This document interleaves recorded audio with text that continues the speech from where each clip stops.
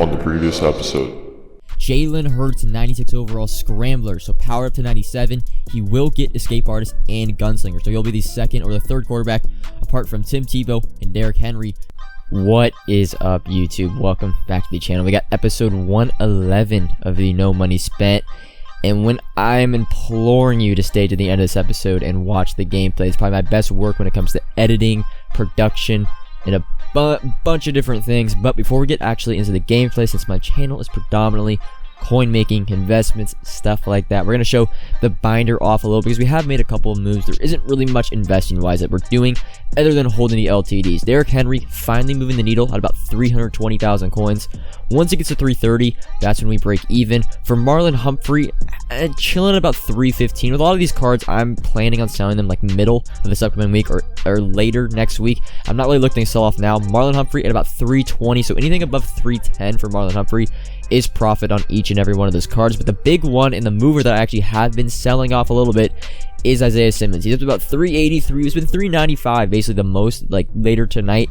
He was 395 this entire night. I have sold off about 4 or 5, not because I don't think he will go up anymore, but just because the other 3 are kind of lagging behind when it comes to, I don't know, going up in price.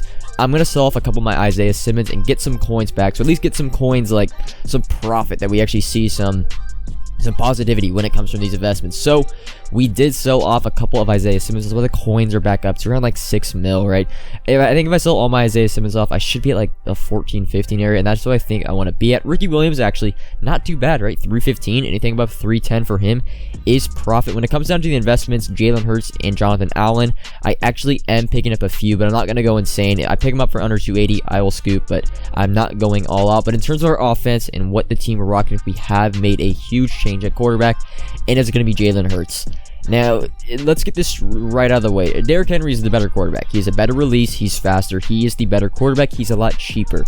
However, Jalen Hurts, for me, rocking Derrick Henry is a little bit of an eyesore. I don't like seeing a running back play my quarterback. So I went out and I got Jalen Hurts, and I'll flash the bids on the screen. I got really lucky. It was really late at night. I think it was Friday night. And I kind of just like, you know, the mind wanders tonight. I'm like, I'm going to pick up Jalen Hurts. Or this was maybe Thursday night. I don't remember. But either way, I pick up his blitz card for about 220, and I pick up his power up for 160. And looking back at it, those were some great prices to get the Jalen Hurts pieces at. So we pick up Jalen Hurts, and the other addition, by the way, here's the lineup if you're wondering what the team is looking like. 25 out of 30 Niners. That's really only to boost Vernon Davis and Richard Sherman. Nothing really else goes into that, but we do pick up Jonathan Allen. I just bought one for 280 because I didn't have the best luck when it comes to rerolls this weekend. I've been predominantly focusing on weekend leagues, so I didn't really have time to reroll all day, pull Johnny Allen, pull Jalen Hurts. But that is the updated team, and we've been playing weekend league all weekend, right? There hasn't been much to do in terms of Madden, not that much new content, so I've focused on weekend league with the stream. That's kind of what my stream has been going through. We're just kind of, it's more of like a chill vibe. We just play weekend league, we chill, answer some questions, or not offensively. Strategy-wise and playbook, Seahawks offense, multiple defense, Vince Lombardi, so the Ghost of Madden pass strategy item, and let's hop into the game. This was about, I think I was 13-3 going into this game. I had just come off a back-breaking loss, and you're going to see in the top right, Peppy Puppy, and if you know who that is, if you're involved in the Madden comp community, you will know that is Civil, or we all know who Civil is. I'll flash a picture up on the screen, but of course there's a link in the description, but I don't think there needs to be an introduction. A very, very, very good Madden player. But just top 100 basically every weekend. We knew this was going to be a hell game going into it. I had just come off a brutal loss where I absolutely threw. So my head is in the gutter. I'm not feeling that good. I'm thinking I'm throwing away top 100. But you know, you gotta dig deep especially when you get the ball first, right? When you're coming off a loss and you get the ball first, it's really important to stay composed, because if you give away a turnover on the first drive against a really good opponent, the game's pretty much over. You're gonna notice a lot in this game. I'm gonna be motioning Vernon Davis over to the weak side of my formation, and that really is just to combat the 2-4-5 odd blitz. The running back is pretty much the blitz, and why the blitz comes in, you're gonna notice the running back dumbs out when it comes to blocking the left side or the right side. Whatever side the running back is on, it dumbs out. So I have to motion Vernon Davis over and then send my running back on a route. Vernon Davis, although did not really pick up the block, he's going to be more successful at picking up the blitz. But we're driving on the first drive, and not too bad. The first play was rough. Better than that, we've been really looking to feed Davante Adams and a bunch of crossing routes, corners routes, and it's really just running back. It's running back Davante Adams. We're on a flood concept there. Hit Devin Hester on the backside. He's still looking to bring pressure every single play. 2nd and 7, pressure up the middle, but we're able to hit AP. And we get down to about 3rd and 1, 3rd and 2 on the 5-yard line. We're going to no huddle. I want to catch him off guard. We're going to do the same play, just flip it to the left side. And this is one of my favorite plays. It's really just a high-low concept between the running back and Davante Adams, but we're a little late on the timing, and all that work we put in for the first drive is going down the drain. Ronnie Lott is going to make the interception, but luckily for us, we are going to make a tackle. I believe that is Adrian Peterson coming back to make the tackle on Ronnie Lott. So back on defense, and if you've watched Civil play, if you ever watched his gameplay videos, you're going to know, right?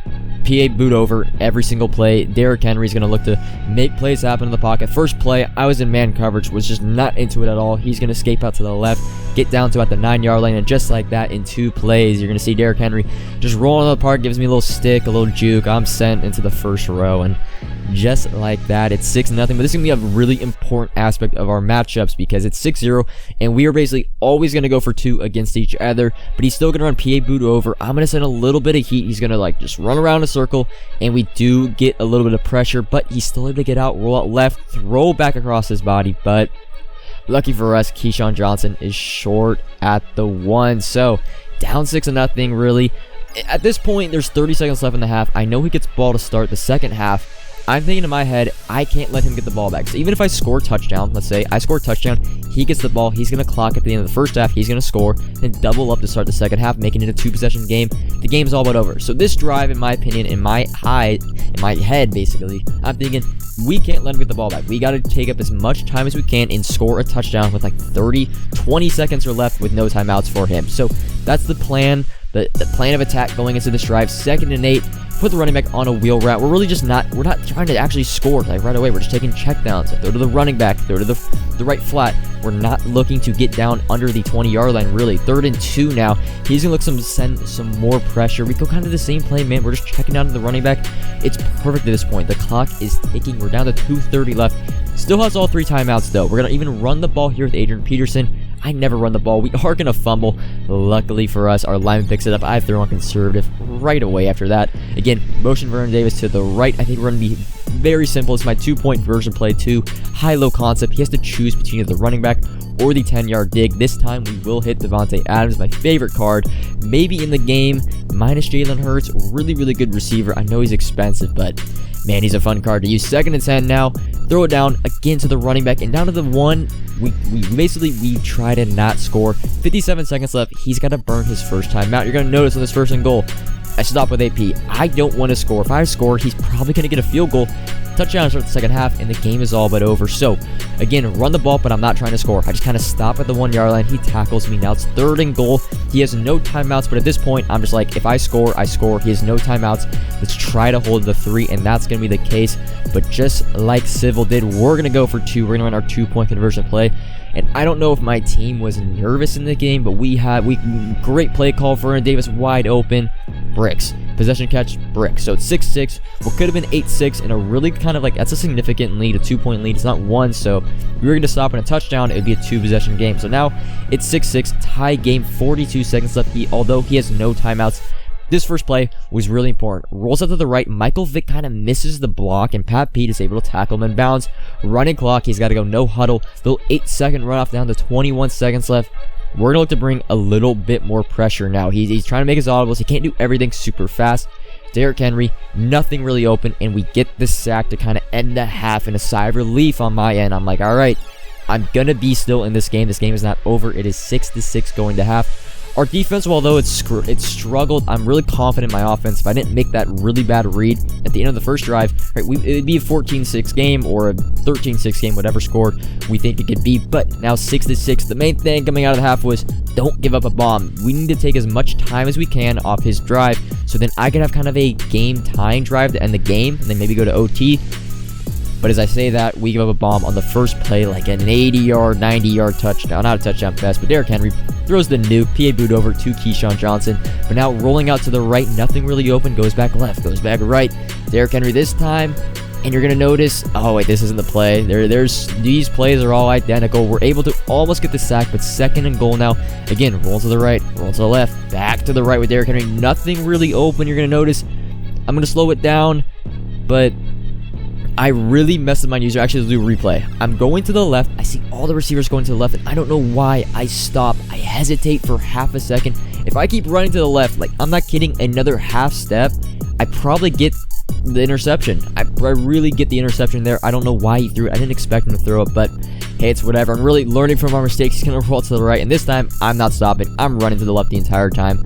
We're going to get at least a small victory on the 2-point conversion. So only down 6, 3 minutes to go in the 3rd quarter. We can't really clock it to end the game. So it's kind of like score as fast as possible. Try to get a 2-point conversion or even just a PAT to go up 1 and make a stop. We're going to be motioning Vernon Davis over. This was huge. 3rd and 2 early on the drive. Pressure up the middle. Jalen Hurts with a great throw to Davante Adams on the out route. Able to, I think I just possession catch it. Went down. 1st and 10 now. Hurts in the gun. They have Davante Adams open over the top, but just a little bit of an inaccurate pass. I really didn't have those issues with Derrick Henry. Jalen Hurts seems to have a little bit of an accuracy issue, but I don't really know if it's the card or just Madden. There, though, comes right back with a dime to Davante Adams. Possession catch, just like that. 1st and 10 on the 33-yard line. Jalen Hurts now in the gun. We're kind of going back to that same concept. This is why I love Jalen Hurts and why you need escape artist and gunslinger. Pressure right in his face. I'm able to roll out, extend the play, and we hit AP down to the 5-yard line. 1st and goal, and this was a really bad route design. I don't know what I was doing. Nothing open, and we're going to get intentional grounding. But Civil kind of just like playing mind games. He's going to decline it now. The reason he declined it is it's a lot harder to score on the goal line when you're inside the 5. If you're at the 10-yard line, you have a lot more creativity or space to operate within the red zone. If you're inside the 5, there's not much room, but that does not matter. AP wins his route, man-to-man coverage, and just like that, we're going to go up 13-12. And now, in my head, I'm like, I'm not really stopping him on offense. I'm going to come out an onside kick, not to recover the onside kick, just to make it to where I get the ball back, at least with a chance to win the game, because you can't really clock it from the 40-yard line with 30 seconds left, but we recover it. This was like just fluke, lucky fluke, we don't know. But up 1 now. Now in my head, I'm like, all right, touchdown, a 2-point conversion makes us a 2-possession game, and the game's all but over. 1st and 10, we're kind of going back to that route concept with a deep over from Davante Adams on the run. Davante Adams, and I think that was my fault. It was a bullet pass accurate, but I kind of went for the possession with Davante Adams a little bit off. Wasn't able to make the catch. 2nd and 10, bring pressure again on the left side. We're rolling out right, and you're going to see this 1,000 IQ. We do a little lofted pass right over Richard Sherman. If I bullet it, probably an interception, but the little touch pass gets it to Davante Adams over the head of the tall cornerback. So we're still in business. 1st and 10, bringing pressure, and again, don't know if the nerves were getting to our team, but Devin Hester, deer in the headlights, not able to make the catch. But 2nd and 10, we hit Davante Adams, but you're going to notice on that play, and the main thing I saw was he was running more of a cover 2 look where his outside corners weren't actually trailing or going with the deep routes. So you notice on this 3rd and 5, I'm just going to leave the route on the left be a complete streak. I'm going to look to the running back or the streak. The streak, he leaves it wide open. Devin Hester, touchdown.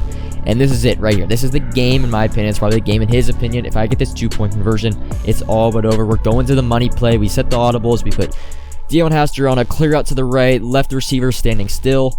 Look, nothing really open. And if I step up in the pocket, I really think the left side of the field, I get Davante Adams in the corner. But stepping back in the pocket kind of eliminated the windows, I'd say, to throw to not Ricky Williams, but Adrian Peterson. Luckily, we're able to make the tackle. So it's a 7-point game. And here we go, man. 1 stop wins us this game. This is huge for Weekend League. We just come off a loss. Hell game versus Civil. 1 stop wins us the game. He's going to come out on offense, firing a little curl crossing route combo. I can only pick one. I picked the curl. He's able to pick it up. But 1st and 10 now. We're finally starting to get some sheds. I was setting a little bit of pressure. I wasn't really happy with just sitting back in coverage, waiting for him to bomb me. I wanted to turn up the heat, make him a little bit uncomfortable, send some pressure. 2nd and 13 now. We get not really a sack, but just kind of think of it as a throwaway. All right, 3rd and 9 now. This is a huge play. And we're sending I probably should have sent a little bit more pressure, but we're playing really aggressive defense. And Michael Vick is able to make the catch on the wheel, but it's 4th down and 1. Again, this is the game. He's really just going to come up to the line, quick hike me, sprint out right. He had the touchdown open. If you see deep left, I think he knew with the touchdown, but him scoring on that play would not really have resulted it's probably a smart play. I'd get the ball back with 1:30 left, but you're going to see the clock tick. 35 seconds left. He's got 3 timeouts. 3rd and 10. This is where we bring a little bit more pressure. Hover a little bit, not really. Derrick Henry, nothing really open. He had the left corner route, didn't really see it. His timing was off. He's going to throw it away to bring up 4th down and 10. This is the game. 25 seconds left. He's probably got 4 to 5 max plays if he gets this 1st down to really get in the end zone. Running the same kind of defense, Maple both sides. I get stuck on my D tackle. He's going to go back to the curl route, crossing route combo. Again, I pick the curl, and the crossing route is open. But at this point, right, 19 seconds left. I'm up 7, right? He's only got 2 timeouts. He's got like 3 plays max. Derrick Henry going to roll out, playmaker up, Keyshawn Johnson, tackled in bounds. 12 seconds left. He's got 1 timeout. It's do or die here. In my head, I'm like, if he gets the touchdown, he's going for 2. He's going for it all. So we got to make this stop. This is important. 1st and 10. I'm really just running Maples both sides. I even manned up the Robbie Anderson just in case he runs the curl, but he's going to go back to the running back. Same kind of situation, down to the 6. 7 seconds left. He's flipping the play over and over and over again, trying to get my defense all mixed up. I think I man up. You're gonna say I man up the tight end. I don't man up the running back, because in my head I'm like, I'm gonna cover the running back. Running back blocks. Derrick Henry spinning around in a circle, nothing open. So here he is. You know what? I'm not even gonna have commentary for this. I'm just gonna let the cinematics, the music, the environment tell the rest of the story.